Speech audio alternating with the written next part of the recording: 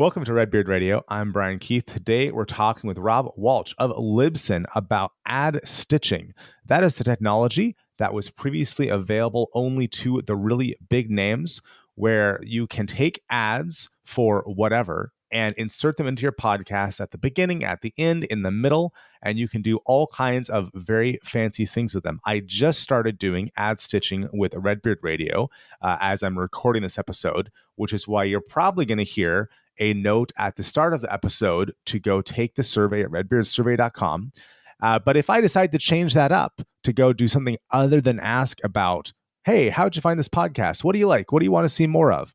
That'll be because I'm using Libsyn's ad stitching technology. So, Rob, it's lovely to have you on Redbeard Radio. Brian, it's an honor to be here. Thank you for having me on the show. I'm so excited because I'm one of those guys who thought I should start my podcast, but I don't know what I want the intro to be or the outro or what exactly of my offers I want to sell. So I just started. And then I'm sure you've seen this before with podcasters where I got a bigger and bigger back catalog, and I was looking at this and thinking, oh no, I'm going to have to go and edit 20 episodes when I finally figure out what I want my ads to be for. And then it was like 50 episodes. Now it's 135 episodes, where the amount of work, it was this, I know that I should, but am I really going to get around to updating these things? And then we had our conversation about using Libsyn's ad stitching. And now I see that, yeah, I as of this moment, as we're recording, every single episode, when you pull it up, it says, hey, let us know how you like this episode, redbeardsurvey.com. And I'm going to let that run for a few weeks, and I'm going to see what is my conversion rate to get people to actually go based on my listens compared to how many people take the survey. And I'll get to find out, is that an engaging message across my entire back catalog? And it took me something like 10 minutes to set it up for all 135 episodes, which I'm ecstatic about. Now, for people not familiar with the ad stitching technology, can you give us the simple version of how this miracle of science works? First, we should talk about what is ad stitching, and then we talk about how it works, because there's different people say they have ad stitching. If it's just slapping a file at the beginning and end, and it can't geo-target it, it's not really ad stitching. It's just episode modification. But true ad stitching allows you to have multiple versions running and different ads and versions of those. And when I say ad, by the way, ad is any file that's getting put in there, a promo, a PSA, or an advertisement, but a file that's getting stitched. So ad stitching from this perspective is one where you can have different ads in different geographical areas. So you might have one that say you're going to do a live event that's coming up in, say, Miami. You're going to do a book tour, and you're going to be at the Barnes & Noble and on whatever street it is in Miami. And people in the Miami DMA, you can have an ad that goes, hey, come on out May 5th, see me at Barnes & Noble. I'm signing books. Come on, we're going to have a little get-together. And you can put that just for the people that are in the Miami area. Whereas everyone else can have that call to action that you were mentioning. So they can hear that, where they're not being annoyed or jealous of the message that the people are getting locally. So you can have one for the rest of the world, one for local. Matter of fact, you could have one message for Miami if you're on a book tour, another one for Orlando, another one for, let's say Atlanta, another one for Nashville as you were driving through on your book tour. So people locally hear the specific message for their area. Comedians do this. They promote different events where they're going to be at. So if you're in a DMA, which is the area around a city, the direct metropolitan area, where you can drive in, those people hear it. And then the rest of the world where they're not going to be performing can hear about their latest Netflix special or something like that. So that's the real beauty of it is promoting your own items. Yes, advertising insertion is going to always be used for ads, putting in a pre-produced ad for Geico or Allstate or something like that. But the real power in advertising is when someone has their own product they're selling and to be able to customize it for geographical areas or time sensitivity. Well, I'm thinking now about how I could use this even more, where I have colleagues all around the world who are also Keep certified partners. And if I wanted to do a ad that was promoting, hey, go get this Keep free trial, and I might also want to promote an affiliate partner. I'm thinking right now of Dobbin Buck. He's over in Georgia, and his shop does Get You Wired as his shop. I'm thinking, yeah, if we had an affiliate agreement, I would love to go have ads for Georgia and the surrounding states where it's a 15 or 30-second conversation with Dobbin and I, or maybe it's just me talking, but Dobbin also sounds like he's from Georgia because he is. And so I could have that ad running there. Whereas if you're in California, you're going to hear me and Wes Schaefer talk about why you want to buy his sales course. And if you're like buying from people in your local area, you're like, oh, Wes is down in Temecula. Fantastic. Yeah, I'd love to go to take a class from him. And here's a little tip for ad insertion too. Remember how Apple Podcasts changed a little bit ago, about a year ago?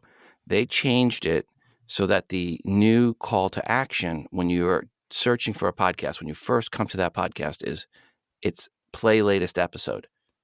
So what some people do is they don't turn ad insertion on for the most recent episode. They turn it on for all the other episodes. So they have a filter set up and they don't add the current episode to the filter until it becomes the next episode. This way, anyone new to your show isn't hearing a pitch that really is more relevant to your core audience that's already knows you. It's someone that's new that's coming in, and the first thing they're hearing is, whether it be an advertisement or a book promotion or whatever it is, that's not the reason they came to your show. They came to your show for the content. So this allows a brand new person never exposed to your show not to if you've ever gone to CNN and you see an article and you wanted to watch it or find out something about it and you click the button and all of a sudden there's a 30-second ad and you're like, yeah, I don't really care about it that much, and you move on.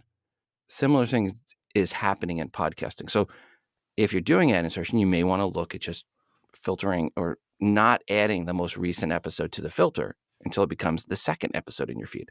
Now, can I also add an ad to only the most recent episode? And then, so I could have on my most recent episode, I could have promos that are more about getting to know me, go get a free book, go do something else. Absolutely. But then on the second and later older episodes, people who presumably have interacted with me before, those ads could be more about go enter into a sales funnel of some kind. Right. And here's how you would do that.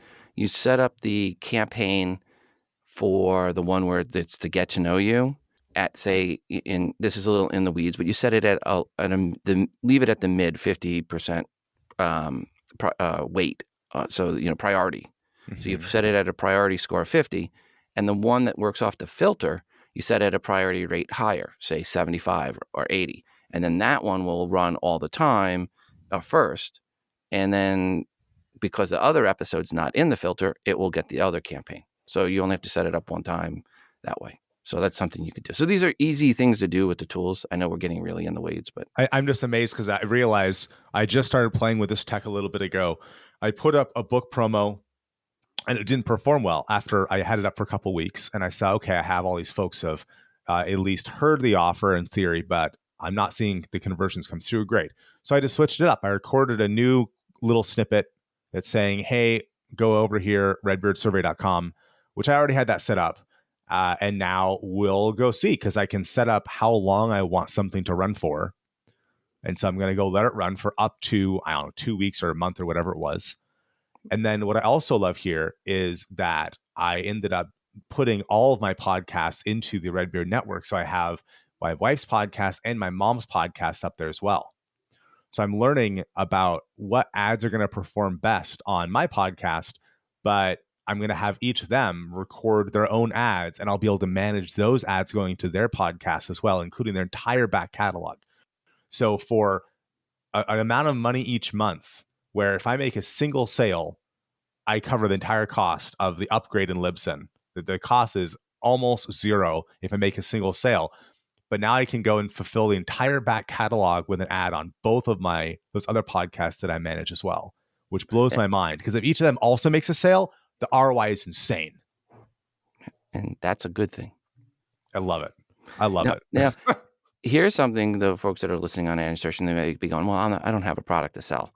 Mm-hmm. I'm just looking to get ads in here so I can generate some revenue. And they're just looking for revenue generation from the ads itself.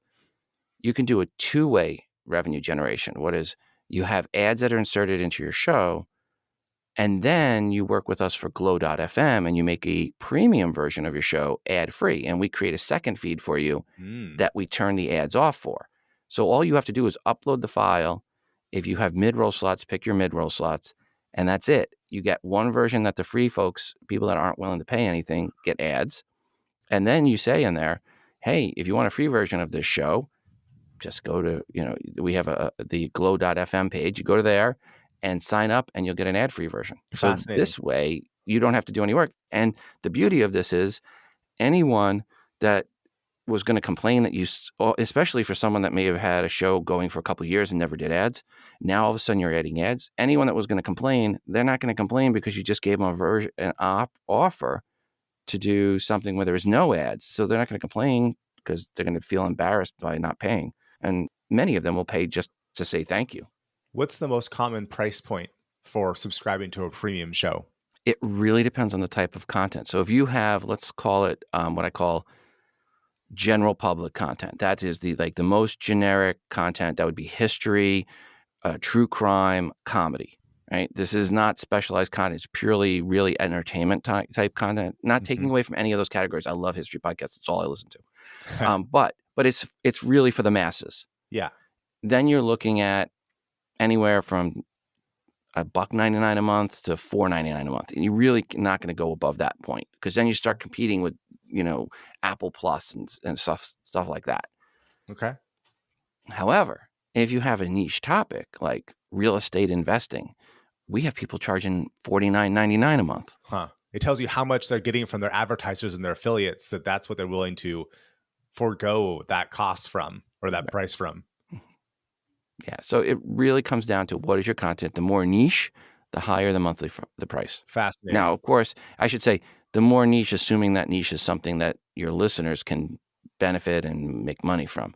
If your niche happens to be Funko head dolls, but only if they're Star Trek Funko dolls, yeah, you're probably not going to be, that's not a niche that you're going to overly monetize. Probably not. Another way to monetize is just to do affiliate offers, even if it's not for your own stuff, where for me, for both of my companies, I have my Redbeard Consulting, which is marketing consulting. The main offer is the Redbeard Accelerator. That's $197 a month, but the affiliate deal is half. So if you want to be an affiliate for Redbeard Accelerator, just go message me, Brian@redbeardconsulting.com, or Twitter, Redbeard Brian, and you can go get half that for anything you sell. So suddenly you really don't need to have your own ad. But if your audience is more bankers and financial markets, my company, lendersonlinetraining.com, I have an affiliate program there too. So if you want to go be selling classes on how lenders can go make better loans, we have that. And then that's just available. So you don't really need to have your own products. If you're interesting and you can build that audience, you can monetize as a glow.fm or affiliate offers or both, because you could have your affiliate offers be your ads. And then if people don't want to hear the affiliate offers, that's cool. $5.99 a month.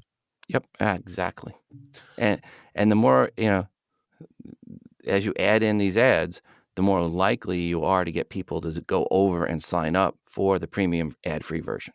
So the two feed off each other. And then here's the other thing. Even if you're not affiliate ads, if they're ads where they're paying on a CPM basis, advertisers, people go, well, won't advertisers get upset that you're taking away some of the audience for free? No, because the advertisers are now only paying for downloads that go to people that don't mind ads. So they're paying a little bit less and they're getting a better ROI because the people that stuck around don't mind ads. And the people that would never have bought anything would skip the ads. They're paying you. So it's actually a win for the advertisers as well. It's brilliant. Rob, when do folks know if their podcast is big enough to start exploring these monetization options? When your downloads go to more than just your family. Okay. Honestly, if you're at a point where you've passed friends and family and strangers are listening to your show, you're at a point where you can monetize one way or another. So let's use me as an example. Redbeard Radio right now is at around 1,000 downloads a month. My family's not that big. So I just started playing with ad stitching and exploring that. And I'm still working on getting more affiliate offer page stuff set up, getting a new podcast website built right now. So I'm going to have a better system for monetizing all the listeners coming in. For someone with 1,000 downloads a month, what level of energy should they be putting into all these monetization strategies that you're talking about? Okay, now it'll come back to what is their show about, right? So if you're doing 1,000 downloads a month and you've been doing your show for 4 years and you've got 300 episodes in the can and it's a comedy podcast, you might not be funny. But Hmm. if it's a podcast that is more on a niche topic, then you may have a great audience, right? You might have 200 people, 150 listen in an episode. And think about this, go to a trade show, right? You speak at an event. If you get 150, 200 people in a room, you're ecstatic and you're getting these people every week. Yeah. Yeah, I mean, you can easily monetize it. A lot of people have their company pay $4,000 or $5,000 to send someone to a show one time to speak to 150 people, Mm-hmm. right? Here, if you're a podcast and you get 150, 200, and you're speaking on a topic, again, not for the masses, but for a specific topic, business related, something like that, then you can definitely monetize at that level, the 150, 100 even per episode, 1,000 per month. And with the premium offering, again, you can just start generating revenue off that. You get 10% of 200 listeners. You've got 20 people that are signing up at $5 a month. That's $100.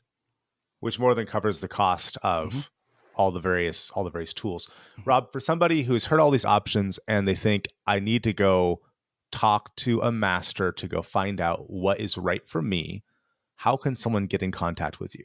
Very easily. Rob, as in Robert, ROB, at Libsyn, LIBSYN.com. And Libsyn stands for Liberated Syndication.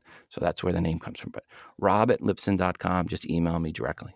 I started off with Libsyn because I was copying John Lee Dumas and he used Libsyn. And I got to tell you, I both started my podcast. I then hired a friend, helped her start her own podcasting company. That's who manages my podcast. Hi, Rihanna. She also manages my mom's podcast, my wife's podcast, a bunch of my friends' podcasts, because Libsyn is just the bedrock platform on which everything good comes from. Well, thank you. I imagine if I'd use other platforms, I could say that with more authority. What I can definitely say is I love it. And I've never even explored. I've never looked at another podcasting platform, Rob, because it works so well. And Rihanna's team does such a good job over at Riverwood Media. If anybody's thinking, I want a podcast, but it takes way too much time, all you need to do is talk to Rihanna. It's at riverwoodmedia.com. She has more space in her schedule for more clients. And if you want someone trained by the marketing brain of Redbeard how to run your podcast, then you want to talk to Rihanna and you want to use Libsyn because that's what Rihanna's going to have you do because it's the best. Rob, one last thing. Where can people find you on social media? Podcast 411 on Twitter. That's really about the only social media channel I update on a regular basis. I'll put some stuff on Facebook or LinkedIn occasionally, but at Podcast 411. Now, I mind you just right now, it's a mix of some podcasting stuff and then some stuff about the Knicks and the Chiefs and the Dayton Flyers. So it's a mixture between some of my sports passions and podcasting. I love it. Rob, thank you for being on Redbeard Radio. Brian, thank you so much again for having me on the show.